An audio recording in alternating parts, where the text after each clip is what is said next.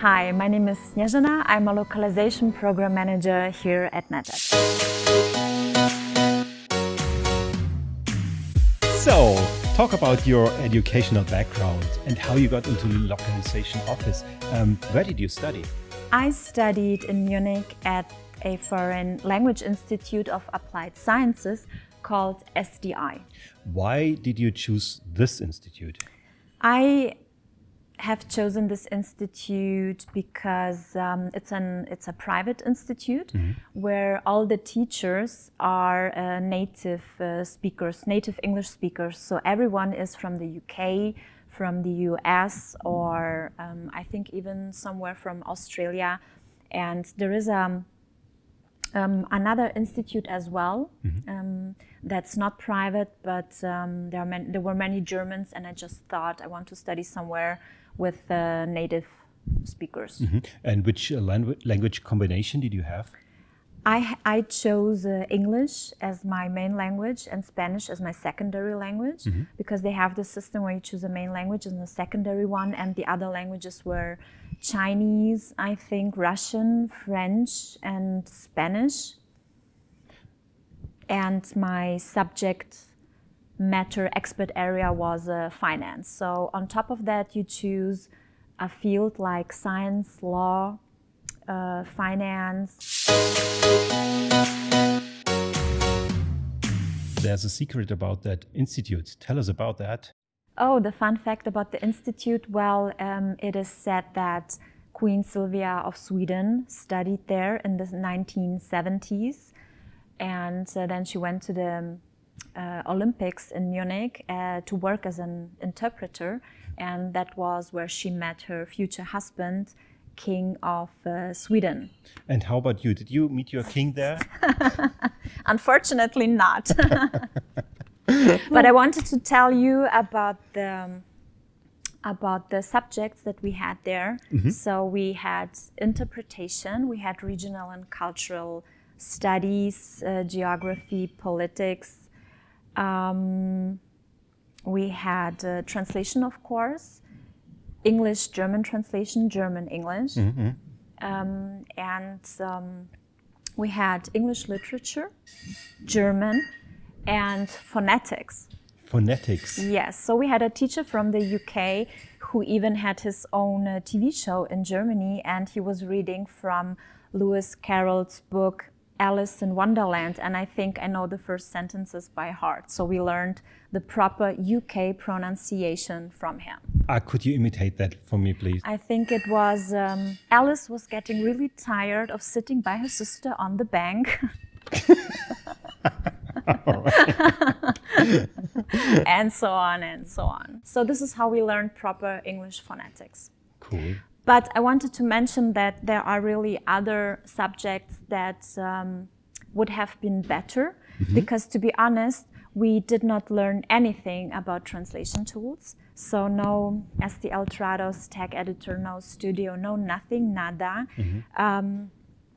We did not learn anything about how do I become a freelancer, where do I get my customers from, my clients, how do I write an invoice, do I have to pay taxes, which taxes do I have to pay, you know, things like that.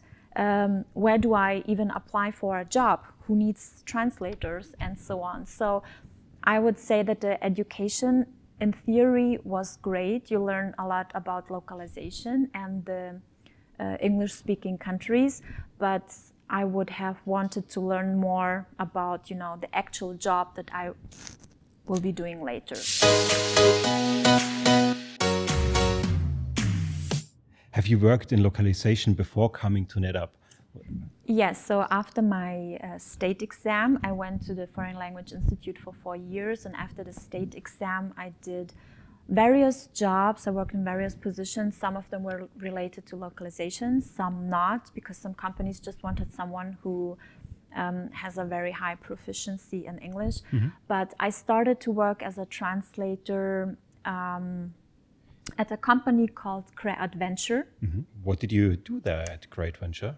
I started as an intern, as a technical translator, and after 6 months I got a position as a technical translator, and I was mainly localizing content for a customer who did 3D CAD construction software. And after that, what was the next step?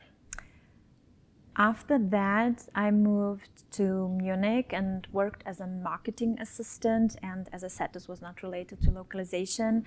But, I started to work as a freelancer. I worked as I call it lifestyle translator, because I was mainly interested into media translation and fashion and magazines. So I worked for different companies like the History Channel, the documentary channel. So if you ever see a documentary about, let's say, George Clooney, subtitled, it's from me. That was you. This was me. I worked for a magazine where I translated articles from Croatian into German and German into Croatian, because this is, apart from German, it's my second native language. I worked for TV Synchron Berlin. It's a huge subtitling and dubbing company. After that, I was employed at the European Patent Office and managing projects for the English-speaking area and the Balkans. And only after this position, I really moved into localization, because I started a position at SDL. It's one of the 3 biggest language service providers in the world. Maybe you have heard about them. And I have been working there for 6 years as a translator / project manager for life sciences clients.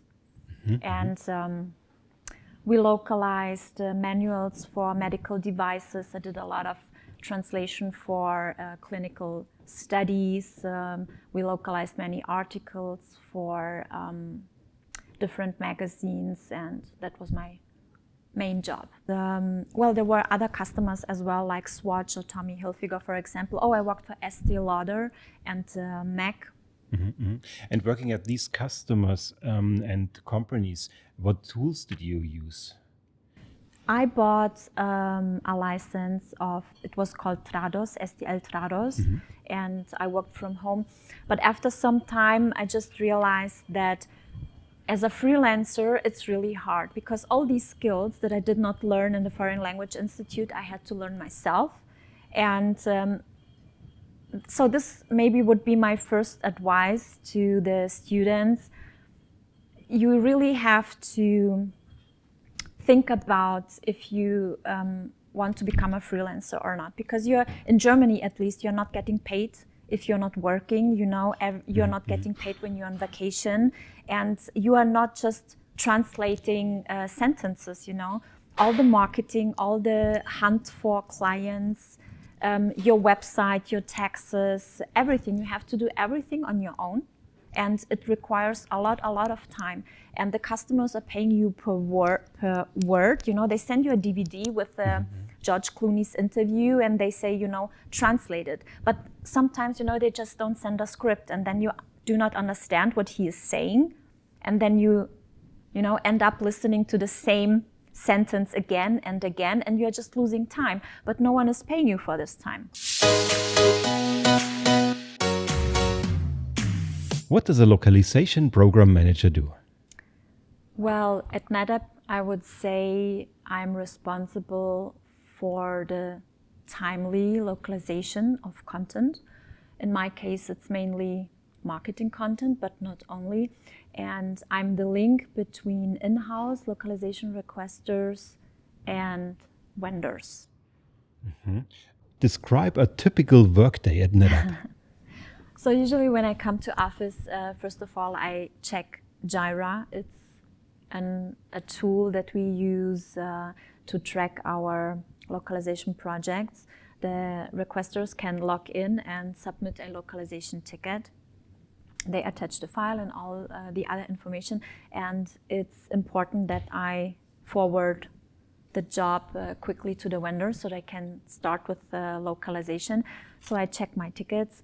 I make sure that the right files are attached, that all the information is included. And then I check the comments on all the different projects. Sometimes maybe files are missing, it's not the right file type, it's a non-editable file. The vendors often have questions. For example, they say, I don't know, a file is missing, or hey, this is a duplicate job, we're already working on them, or are you sure you really need traditional Chinese, because until now we have always translated this type of content into simplified Chinese. So there are many questions that you have to answer, and after that I'm usually checking my emails, answering them. So what would be a not so typical day? Well, I think there is, most days are typical after the Jira tickets and the emails. Usually we have some meetings. Yesterday, for example, we had a meeting where we discussed localization projects, bigger projects. We call it like a master meeting, where we are discussing what is in the pipeline, what will be coming in the future. You know, are there some projects that are recurrent? So we are talking about the status of different bigger projects.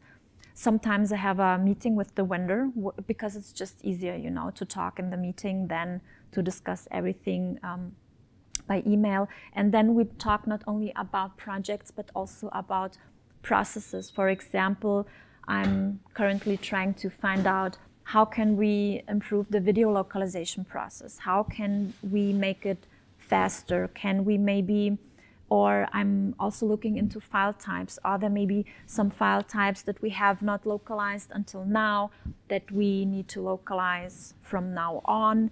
And I think it's a very diversified role. We also talk to requesters. We also have someone in the team who's working on localization strategies. Sometimes I also have a meeting with her. Then we talk, for example, about legal projects, you know, what's the status on that. Today, the German global content manager came to office, and I was talking with her about she wants a separate TM for a special kind of project, because she says otherwise the matches do not fit anymore, because it's sales content, and she says sales content needs a different wording than marketing content. So we talked about the separate TM.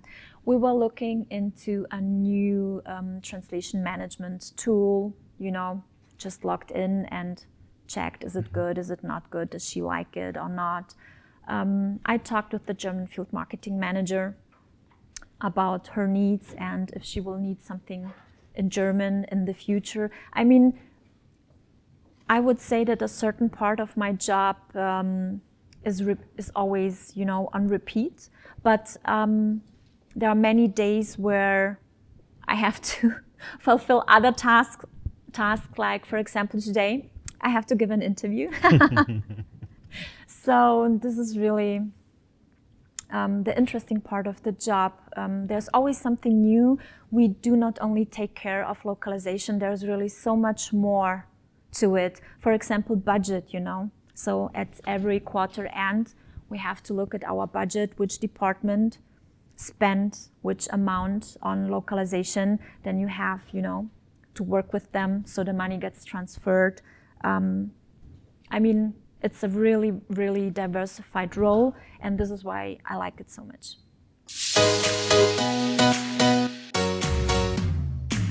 What is it that attracts you most at your job? I think it's very interesting to work in an international environment. I can talk to people from 15 different countries, and we at GPSO make sure that NetApp is successful on an international level. We are facilitating sales. So there's this famous saying, if I want to buy something from you, wenn du mir etwas verkaufen möchtest, dann musst du Deutsch sprechen. So you see, if you want to sell something in another country, you just have to make sure you have... Oh yes, it was Willy Brandt. Willy Brandt, yeah. Yes. Be honest to our students now. Is there something you don't like so much in your job? Well, I like my job because I'm very happy at NetApp, but to be honest, if I could go back and if I could choose another profession, I would. Because working as a freelancer is really hard. Either you have to be very, very quick and translate many words an hour so that you know. So work is paid per words translated? The work is paid per word, or sometimes when you are subtitling movies or documentaries, you are getting paid by the minute. So if you have a movie that's 90 minutes, you get paid a certain amount per minute. Oh. But in fact, you are not working these 90 minutes. You know, sometimes you spend days and days, you know, on research and so I would not work as a freelancer. It's just not for me. And unless it's really, you know, your dream job and you're really super fast. For example, if you translate technical jobs, IT jobs, the words are always the same. You have a TM that's really pre-populated, then you can be really fast and earn a lot of money. But I think it's a very lonely job to be a freelancer, sitting alone at home like Kevin all the time. You don't see anyone. Home. Yeah, Kevin alone at home.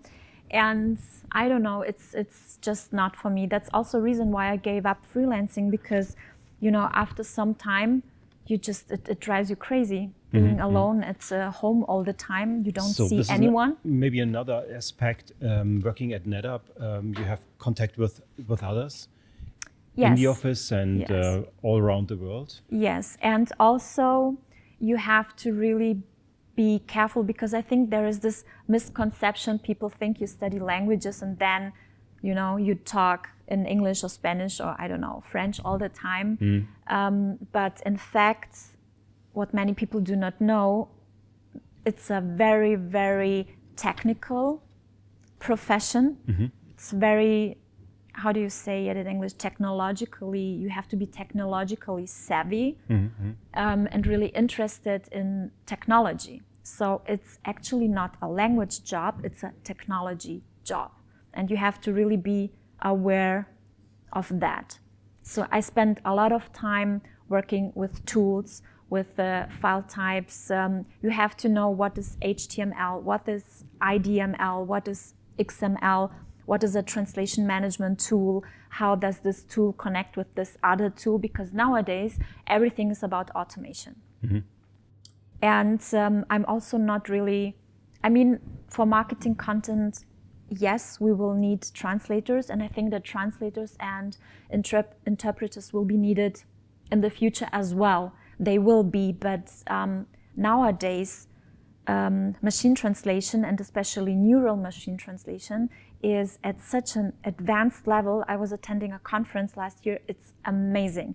They translate content, and sometimes you cannot tell if the content was translated or localized by a human or a machine. You just cannot tell. So if you don't like technology, if you don't want to learn about tools and automation and KI, if you don't want to learn anything about algorithms and how these tools work, then I think the localization industry is not for you. So this is my advice. And when I started studying English and Spanish, and this was a long time ago, in 1999, so yeah, more than 20 years ago, this was not the case. It was completely different. You studied beginning with 3 years. Exactly. I started to study when I was 3.